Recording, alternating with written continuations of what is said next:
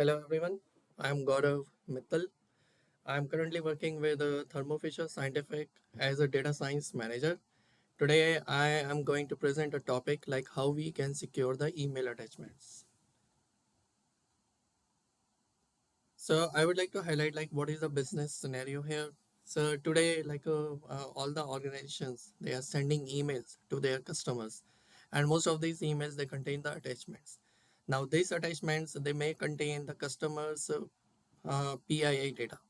So this PII data is prone to frauds because it contains their own personal data, and if it is in wrong hands, it may cause fraud. So there are some common frauds which can happen, and as I have highlighted in my slide on the right hand side, the most common is man in the middle attack, which is the email which is being sent from a server to the client. In between the hackers, they are hacking the email content. The second is if the servers they are in itself they are not secure enough, then it's a easy treat for this hackers. And the last part is like if you are not implementing the encryption techniques, then it again gives unauthorized access to these hackers to take to fetch the key information from your email attachments. So before I went like how we can secure it, I would like to take a step back and explain what is the data security, why it is important to implement when we are sending the emails. So data security can be of different kinds. The basic what we all hear in our daily life is like about authentication and authorization concept. Authentication, okay, you have authenticated the users by providing them a specific username and password. And authorization, we say like okay, like only person with some specific role can access this kind of information.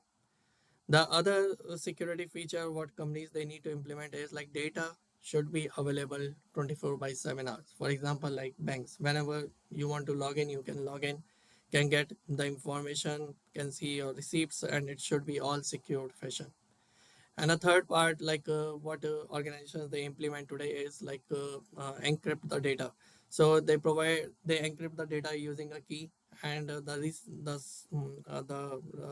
customer at the receiving end is being provided a decrypted key so that he can decrypt the data. Now, how we can secure the email attachments? How we can utilize the concept of data security? So the first and the primary is like we can educate the users that okay, whenever you are sending the emails, please make sure your server is very secure enough. Okay. The other part is like which most of the companies they do like they implement the antivirus software. On top of this, is there anything what else we can do? And the answer is yes, which I am going to talk today in my this session. The first part is the encryption we can implement when we are sending the emails. The simplest form of encryption what we can utilize is password protection. So what happens like whenever you are sending any email to a user containing the attachments, make sure the attachments they are password protected. In that case, only the person who knows this particular key or the password can access it. And the next part is access control. You are making sure that the receiver whom you're sending, he or she can only access it. If by mistake this email is being forwarded or it is in wrong hands, other person cannot access it. So moving towards the implementation part, let's see how we can implement it. For the first part, which is like a password protection, there is a library. It's an open source library from Python, PyMinizip. And this library says that, okay, the file content you pass to this library, it's going to create a zip folder, which is password protected. In that, so what is the benefit? As I mentioned, only the person who knows the password can open now the file attachment. And the implementation is quite simple. If you see the method, we have a method compress. It expects four arguments. You provide the file path, what is the destination path, what password you want to keep, and up to what level of protection you want.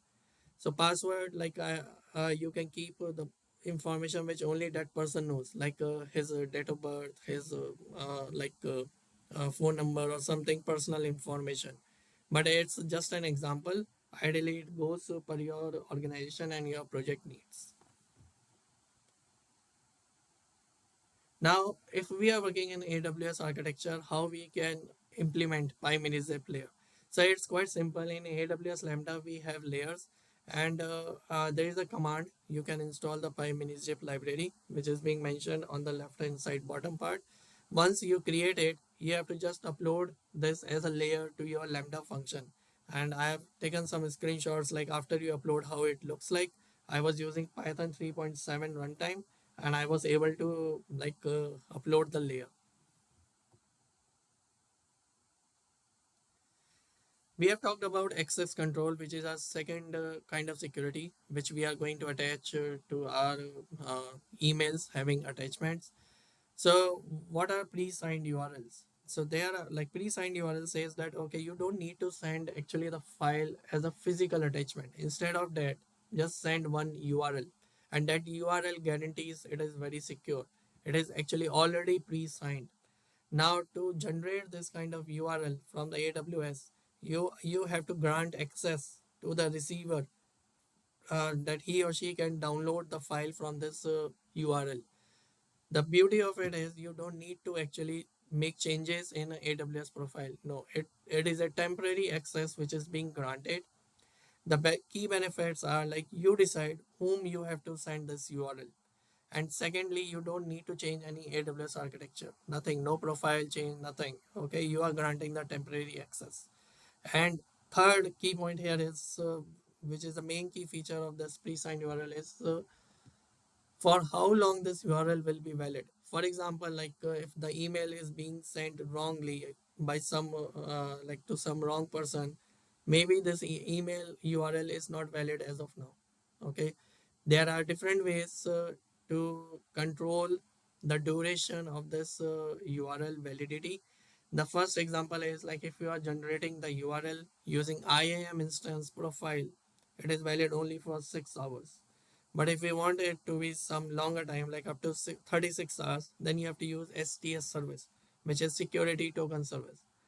And if you want to use it for further longer time, like you want the email attachment URL should be valid for up to like 7 business days, then generate the URL using IAM user profile. Now this is what the final email will look like. If you see like the earlier the email was having one attachment, now it does not have any attachment. It has only one pre-signed URL. And when you click on it, it will ask you, hey, what is the password for it? Okay. If you provide the correct password, it will download a file in your local, and that file is the same attachment which was earlier going in the email body. So now the benefit of it is like we are not sending any email attachments. The transaction is a little faster. And second, it is now very secure. Even if the emails they are being sent to a wrong person, he or she cannot download it because that person does not know what is the password for this zipped file. And the third part is we are controlling the access. This URL is not valid for a very longer time. It is valid for some specific amount of time only. How we can send the emails from AWS? Okay, in Lambda function, you have created a layer. In Lambda, you have written the code. Now, if you have to send, there is a service, send email service.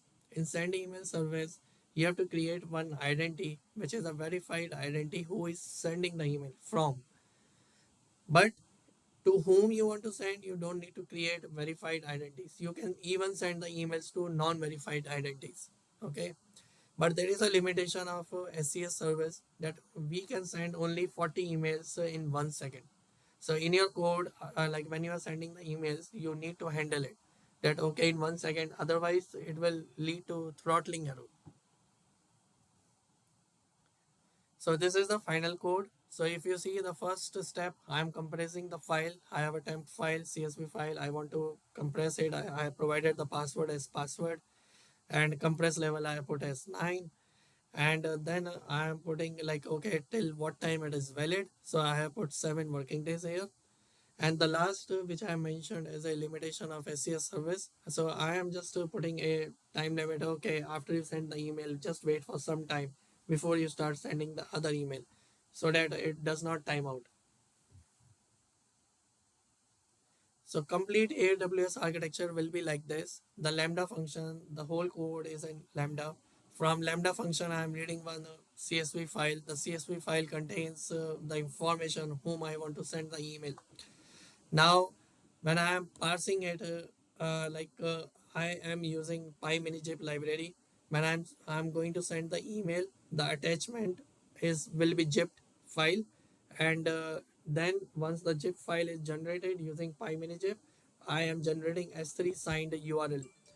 Now, when S3 signed URL is generated, it is being sent to SES service, and from SES service I'm sending it to like whomsoever I want, whether they are verified or they are unverified identities. So this is all about my topic which I was keen to present today. If you guys have any question, please reach out to me. I am available on Twitter. My ID is GauravM85, and I have written an article also on Medium or medium.com on the same. Please feel free to read it out and let me know in case of any question. Thank you. I hope you have enjoyed my talk. Thank you.